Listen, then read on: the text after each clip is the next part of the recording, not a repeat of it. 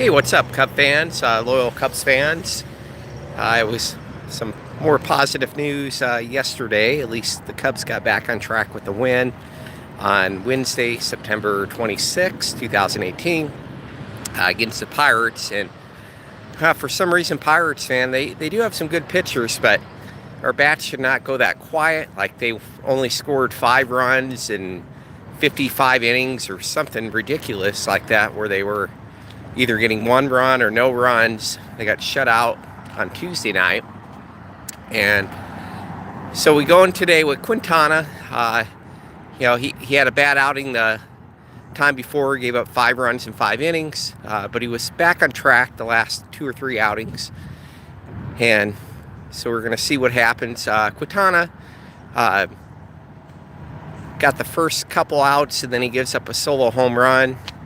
Thinking, oh, great. But at least it's a solo. It's not so bad to overcome 3-0, 5-0. So we're down 1-0. Then second inning, Hayward hits a 2-run homer. So that was pretty cool. We got the lead 2-1. Hell, we haven't scored 2 runs against the Pirates forever. So that was pretty nice to see. Hayward's not known for a power guy. But his bat back in the lineup is welcome. I think that kind of hurt the Cubs when he was hitting like 294 the last few weeks before he got injured. So his hamstring injury did not help the Cubs bats. So Cubs got the 2-1 lead, 2-1. And then, Quintana kind of starts settling down second and third, 4th inning. And 4th inning, we muster through a few more runs. Pretty cool. Baez got a RBI single.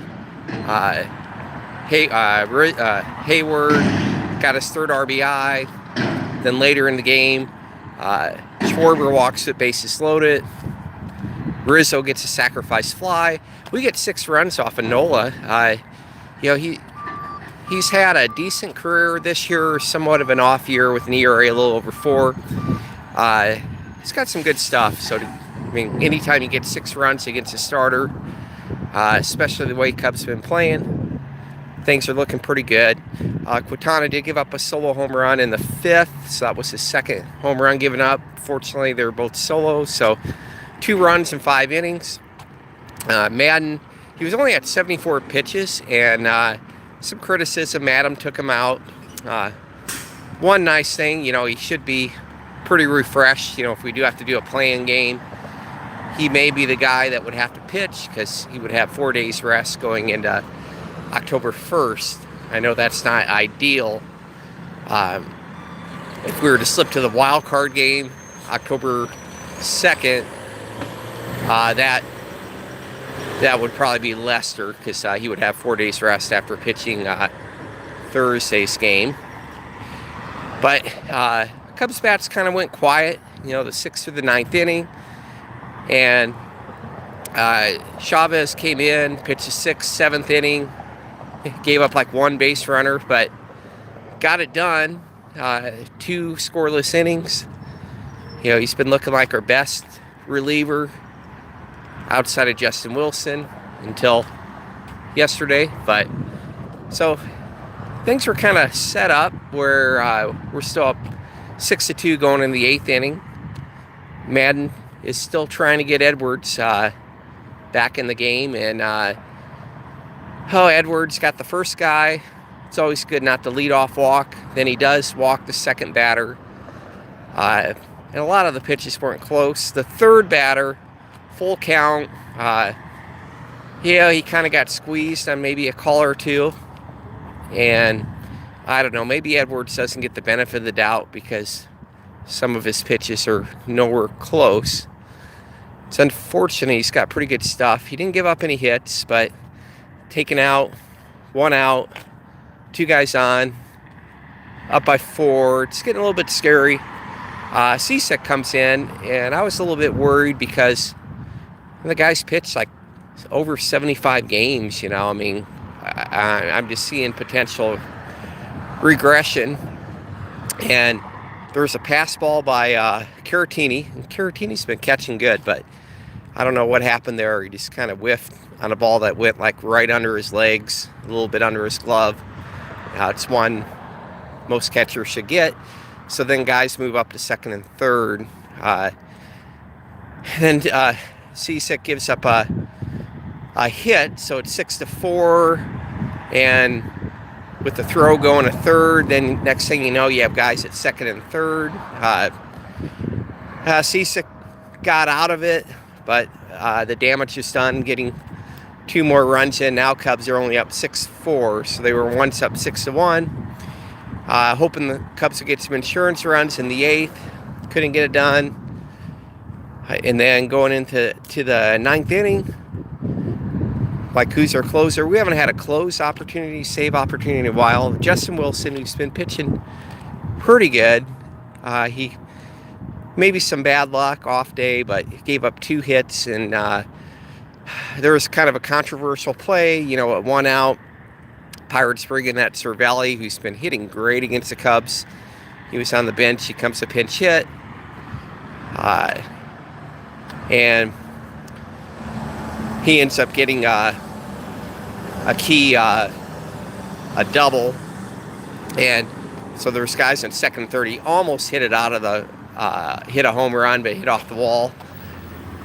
What was controversial is like the pitch before, Rizzo was positioning himself like behind the net in the first baseline, and it wasn't fan interference because there is no fan interference if the ball comes at you being a fan, but you like to see at home that fans get out of the way, let Rizzo try to catch the ball.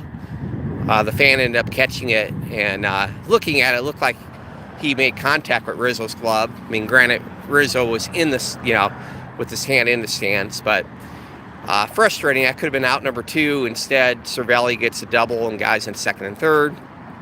And then a hit happens. We got second out. We had 2 strikes in the next batter, 1 strike away from winning. And then a hard hit ball right past Rizzo where it glazed off his glove. Seems like he normally would catch that. Not an error, but just next thing you know, it's 6-6. Cubs blew a 5-run lead.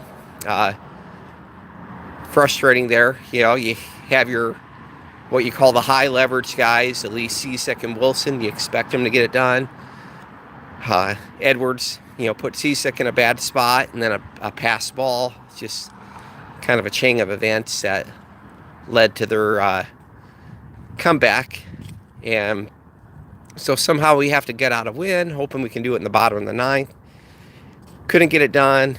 And then, ninth inning, Wilson was taken out after only 2 outs, and we put Garcia in the game, and he was able to get that 3rd out because they had a guy in second. They could have took the lead.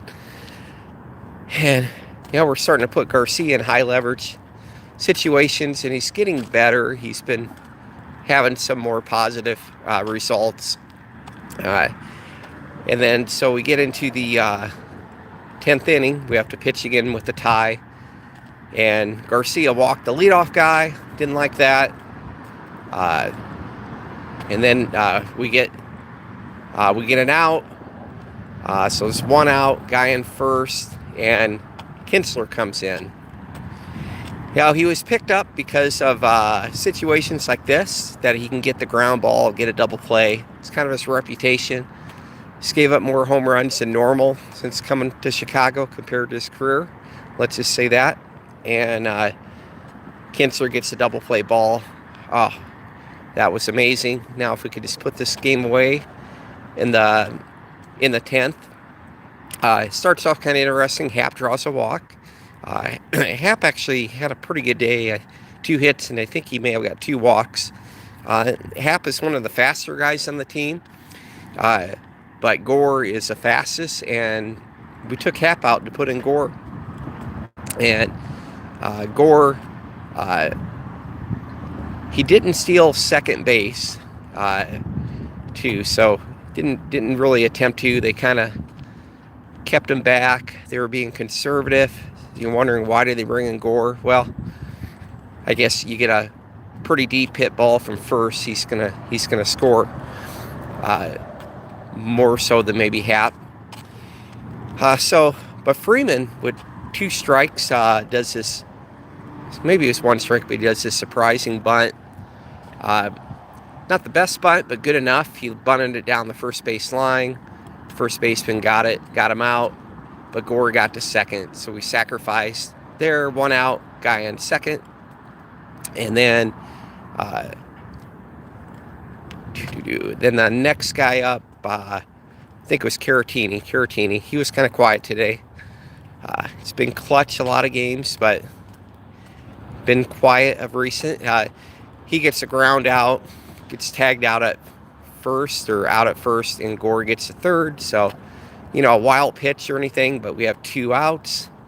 Elmore comes up. Hasn't been the hero in a while. Elmore gets a single between second and third. Cubs win. Oh, that was just good to win. It was frustrating to blow a 5-run lead.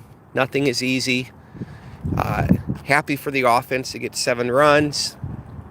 Quintana, better. 2 runs in 5 innings. Bullpen, some mixed results. Ironically, Garcia, Kinsler, Chavez did great. Struggle with Edwards, Cizek, and Wilson.